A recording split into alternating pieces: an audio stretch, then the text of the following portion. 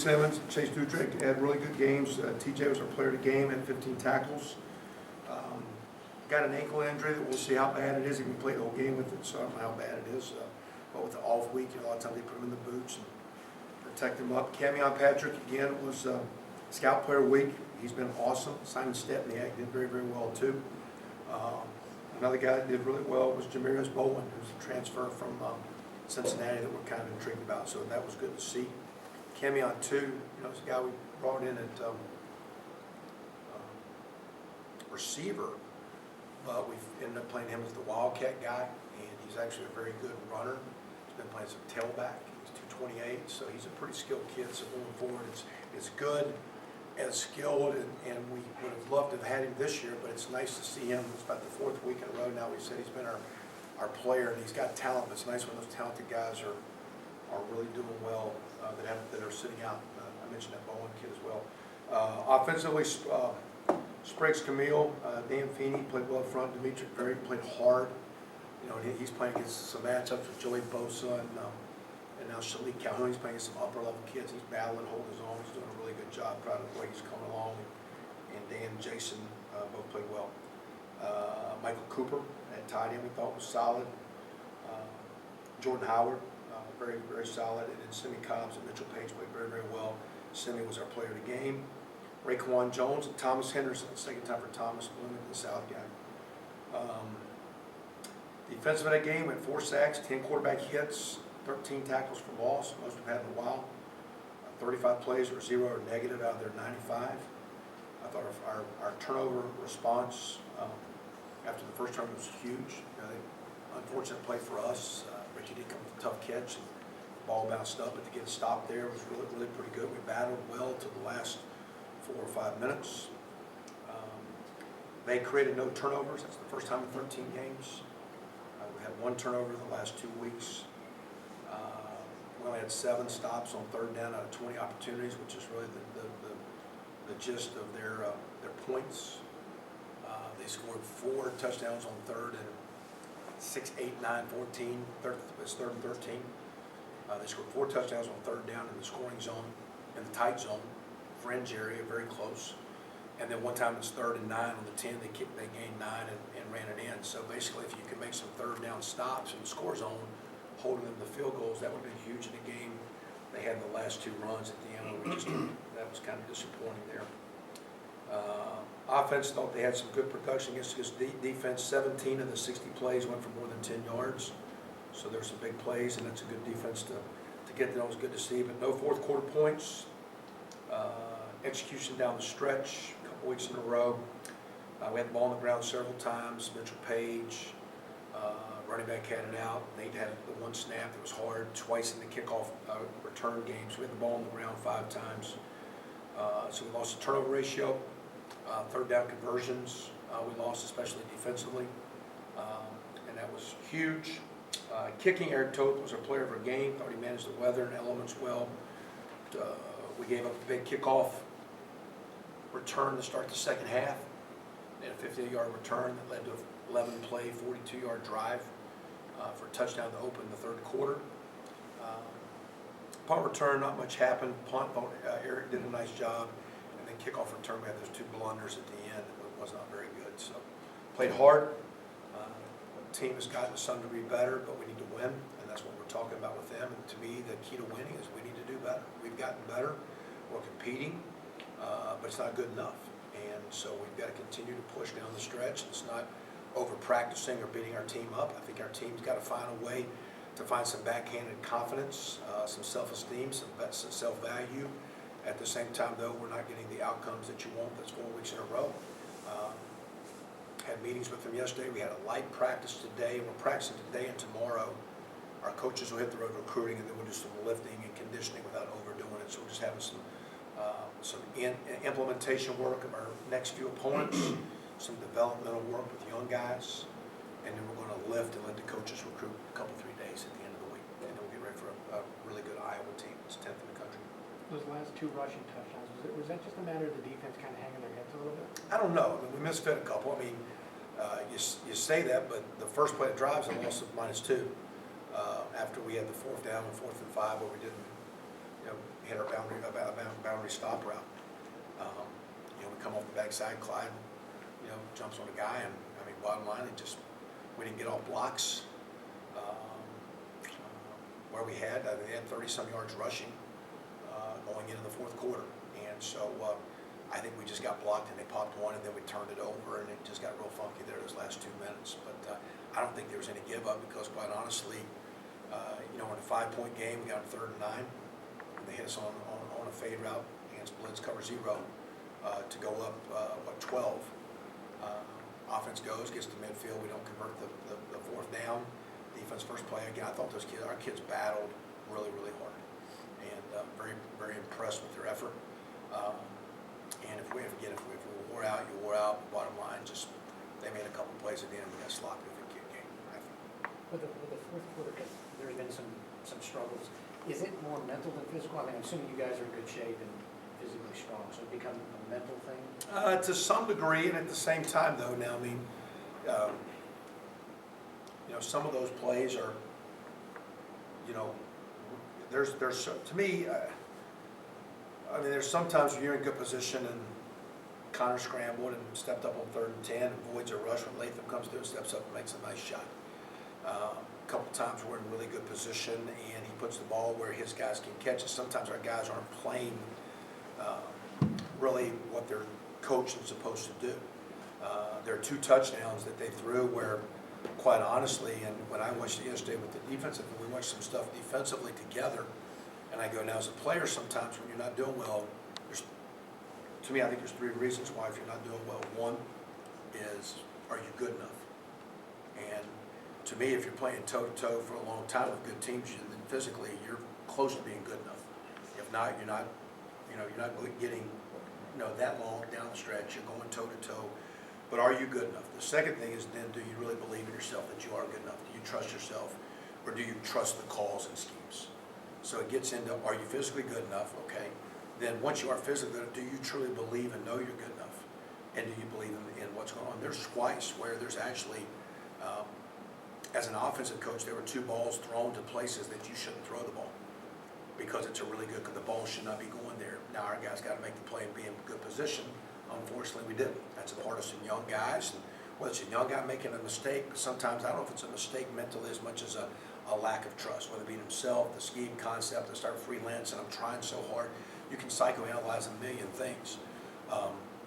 We played too many plays. But the too many plays are, you got to make some third. I mean, the defense controls that. I mean, they can get 3rd down stops. And so, you know, if the offense is repeatedly just turning the football over, or going 3 and out, and 3 and out, and 3 and out, you got issues. And we, for the last few years, with our offense, have gotten where we don't turn it over a lot. And we've been pretty good at not being a 3 and out team. And when we have been a 3 and out team, it's bad. Matter of fact, not only do you need to get the first down, I was watching the pro game last night with the Eagles, and who's the announcer there, the old Cincinnati Bengals receiver, Chris Collinsworth. He said, you know, you got to get 2 first downs. And sometimes that's kind of right, because you need to get that momentum. Because you can make 1 play and get a first down and go 3 and out. That's a 4-play drive. And I can say, well, hey, I got 1 first down, but that's only 4 plays. So you need to get to about play 5 or 6. Then from there, you typically get in scoring zone. If you manage it well, you can get some field goals and touchdowns. We're leaving points on the board, on the field. We got to get them on the board. But the defense has got to get stopped. So if there's any fatigue, it's just from them playing too much. And I think the fatigue, sometimes I still think we don't play as many guys as we need to. And that's where we got to keep, you know, because some of that fatigue is you got to play more D linemen to keep getting pressure. But again, there's a lot, like say, that was the most tackles for loss, 4 sacks, and you're playing a veteran team. They talk about how good their line is. There's some good things, but at the same time, it's not good enough. And that's what, as we wrapped up our development, we had some meetings or talks with some older guys, that is much progress as you might have think you've made is not good enough yet. And we're going to ask you to take care of your body and dig deeper, because we need to keep progressing and do the best we can. Let's go get Iowa here. So, but from a psychological side, I'd say that trust factor, whether you trust the scheme or trust yourself, is sometimes I think one of the last little Achilles heels that you got to get through. Are there common threads, I guess, when you watch the film, and what wasn't working on 3rd down? Was it a little bit of everything? I know you said Cook also just maybe made some nice plays. Yeah, now sometimes, you know, you get into some 3rd and shorts and all that deal. again, we started like last week, a week ago today, it was like at 1 o'clock, hey, coaches, you're getting together, name your third down offense and your third down defensive plan. And that's where we started playing last week. Because, we've got to convert the ball in offense to get it, to stay on the field and get points, and defensively, they got to get, that's right now, I don't think our offense and defense is complementing each other. And I heard after our Penn State game, Coach Franklin talked specifically about how Penn State played complementary football, offense, defense, kicking, working together. I think right now, our offense and defense isn't complementing the way it did early. I think Jordan Howard being out, our run game a little bit, being a little bit more offensively consistent. Defensively, I think we played a lot of those young DBs, and they're getting better, but they need this week. Some of those guys have played a lot of ball, and they need to get their bodies refreshing back a little bit. So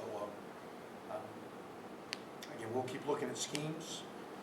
We got a chance with open date. Are we getting worked? Hey, it's predictable. You're in this coverage, and every coverage has windows and stresses and places where you can go with the ball. So this is a good week to self-analyze. But more than anything else, the strength of the football team defensively is the defensive front, and when the defensive front, when their pressure is felt, the third down stops are better. The third down stops we made for the most part were caused by defensive. The quarterback didn't have the time to do what he needed to do. And that's, again, every team has strengths and weaknesses. Our strengths to D-line, and we're going to ask those guys to play. They got to play stronger down the stretch for us. I think that'll help our third down. Blitzing or not blitzing, coverage, whatever. I think that's the key for us. How important is it to manage frustration from a player standpoint and a coaching standpoint, because you guys are so close to breaking through and picking up these wins because you're being competitive and giving yourself a chance to win? Yeah, the thing with, and again, not trying to be Dr. Phil with them here this week, but we've been really talking about, you're playing really good football with really good teams. And so first of all, is there talent? Do you belong?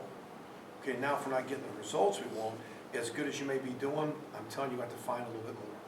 So we can justify excuses or not, play calls or not, referees, elements, matchups, freshmen, all those are just excuses. At the end of the day, physically, you're not far off, but we got to keep coming and find more because it's just not quite good enough yet. And I think whether we get to a little bit of whether we get tired or we start waiting around for someone to make a play. What we talked last week is again, to get to the point where we can maybe tip over, is that all you need is a couple viral people for something to become infectious. And we're right there. So who's going to be the one guy? Not what we need to do, but who's going to be the one guy. That's what you watch T.J. Simmons, how hard he made 15 tackles. It was flying around. It was by far the greatest ever I saw. I think he was by now, I'm going to be the one guy. And because he played at an energy level, Dimitri Camille had played an unbelievable game against a great player, just playing as hard as he could play. And I think from a confidence standpoint, now those guys are going to see, man, if I just believe myself and play hard, but we need more and more guys like that. So, all we talked about was there's a lot of good. It's not good enough. And most people and most things want to give in. That's not what I'm about, and that's not what we're going to be about. We're not going to make excuses.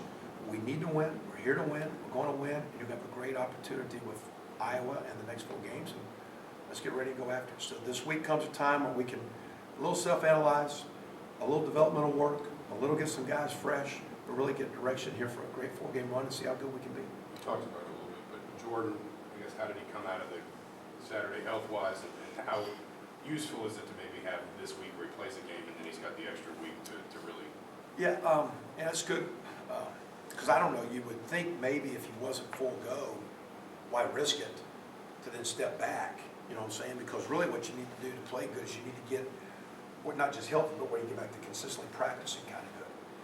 And I think Nate would tell you that the more he comes off that deal, like I think he would say his footwork's getting better because his timing can get off because his drops are not the same because of the injury. I think Jordan would say the same thing.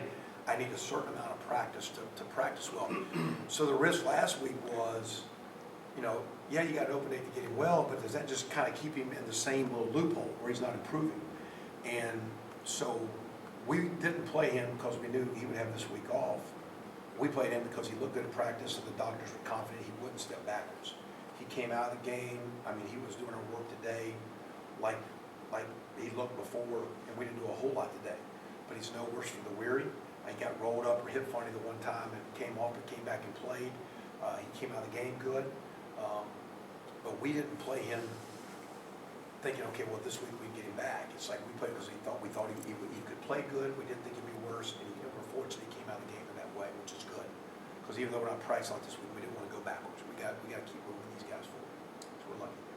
You said the other day that you hope Griffin wouldn't overthink or dwell on that night. Have you talked to him the last couple of days, or have you said anything to Del Grosso like, hey, be ready?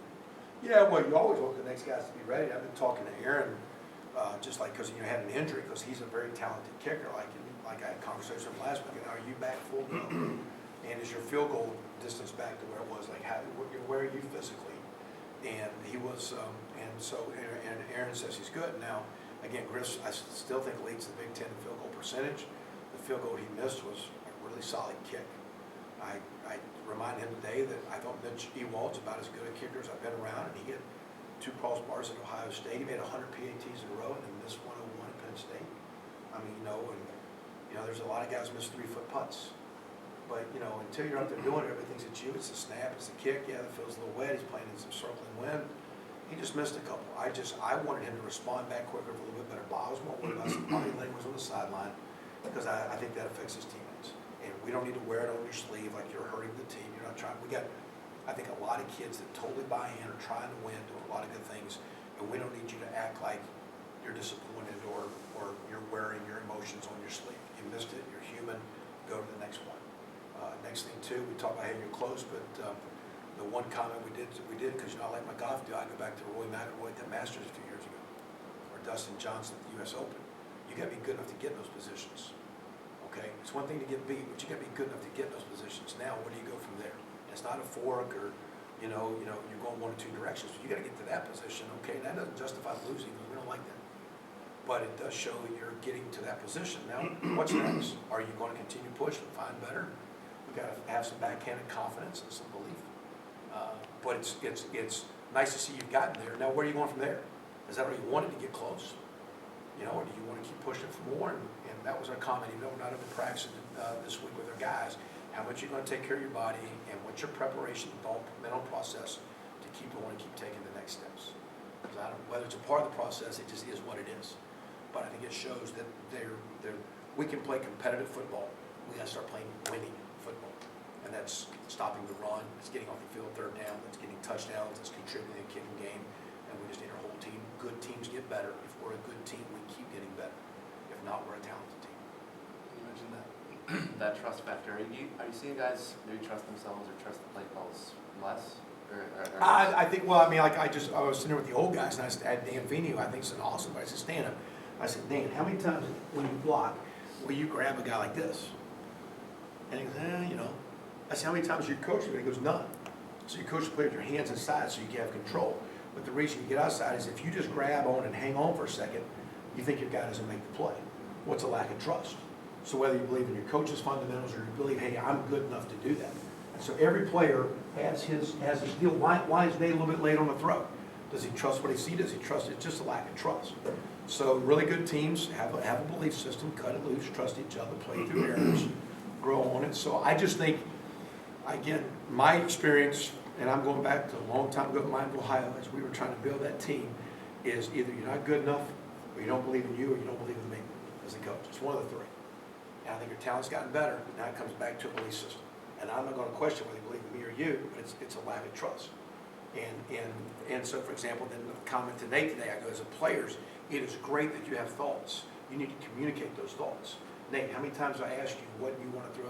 He said, every day. What do you want? Because it's not what do you want? And so as a player, you're allowed to have your thoughts.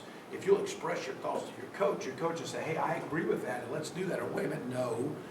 You doing this now creates stress within the system and screws us up a little bit here. So that's a nice thought, but that doesn't work here. You're now out of the structure of the play, if that makes sense. So again, we talked a lot about, hey, trust is one thing, but communication leads to greater trust. And so sometimes all distrust is a thought. And let's communicate those thoughts, and maybe you're right. And because there's a lot of times that I say, wait a minute, no, I agree with you. Let's do it your way. Whether it be, I have some guys named prep. What do you want to do? Certain things in practice this week. When you believe in your team, you're going to ask them what they want, give them what they want a lot too. And so we're trying to build, as we work through building the team, trust is a part of it. I think communication is a big part of it. That's why the last few weeks, I like our team's effort, I like where we're going, I don't like results. We're gonna keep communicating, fixing fixable problems, and keep moving forward. Coach, you mentioned, excuse me, you guys getting to go out on the road recruiting 2/3 way in the season. As a staff, have you guys identified maybe some different directions you want to go as far as how to finish off the class that maybe you didn't see at the beginning of the year? Yeah, well, you know, you're still, this is kind of one of those weeks where we start getting to that point. You know, you're getting down the stretch here too, like with fourth year, like how many scholarships do you really have? You know, we give the walk-on guys their scholarships, but then you use it back. How many seniors you have? Potentially, we only have maybe 2 mid-year spaces. And one of the reasons being we've had some more, not that mid-years have been that big for us, some years we've had 2, 3, or 4 mid-years. We're playing so many freshmen that like a guy like Shane Winter, Tevin last year that leave to go train, you can't replace their scholarship. But a guy like Teddy Bolger that graduates in 4.5 years, or Colin Rohrig, who graduated in 4.5 years, you can replace his scholarship. So like right now, Eric Tother's in grad school, and I think Nate Sudfeld, who came a little bit earlier, are 2 guys graduating. So we only have 2 mid-year spots, not that that's huge, but we'll figure that out. And then we see what our numbers, do they get to 18, 20, 22? I think we need big guys in this class. I think we're getting to the point with the offensive line. You know, you got Spriggs and Jake Reed are seniors, and Ralston Evans is all medical. But you got Jake Reed, and Camille, Feeney, and Westroy. You got a bunch of juniors. You got 8 or 9 DeAndre Herron that are 4th and 5th year guys. So I think we need a lot of big guys. I think Cooper and Casara and Sean Damascus has been a nice behind-the-scenes developmental guy. It's a senior 4th year guy. So I think the tight end position, because next year you'll be Friend, Fuchs, Austin Doris. I think D-line, you look at Mangier, Shaw, Rayner, you got Latham, Ralph Green, Heffron. So I think there needs to be some size in this class. Last year we took 13 skill guys. You really don't have a senior, defensive back or receiver. You really don't have one at running back. So you don't have one at linebacker. So I think the core of it's big bodies, and then we got to see where we are at young quarterback and how that goes. Is there a chance that you guys could go for an experienced quarterback, a JUCO or a graduate level Yeah, guy? just who is that? You know what I mean? So just because he's older, he's got to be good enough. And then also too, like we just did our developmental work, and one of the comments was, hey, Austin King was impressed today. Now, as a young guy, he's been a little up and down with just the urgency of, like, you don't play right guard, you play quarterback. There's a way you walk out here every day. And so, and you got Zanny and Dander. I remember Donovan Hill, we're playing a receiver. He's a guy in the mix. So we're going to be reasonably skilled, but we'll need that quarterback. I mean, it's always, we got, Nate's got to play better right now, to tell you the truth. So we're looking at some JC options. It's hard to look at mid-year, graduate deals, because who are those guys? You really can't communicate with those guys, but we'll see. We're not going to panic. Keep getting better. Anything else? So you guys are good for this week, right? And then, like I said, we got Iowa. We don't know. When's that kick time going to be announced? Haven't had it, haven't gotten it. Is it today or next week? You should get it today. Okay. So we got those guys next to her at home. Like I say, good vibe with the team. Don't like the results, but and they don't like it. But we're going to move forward and finish pretty strong. You guys cool? Thanks, man.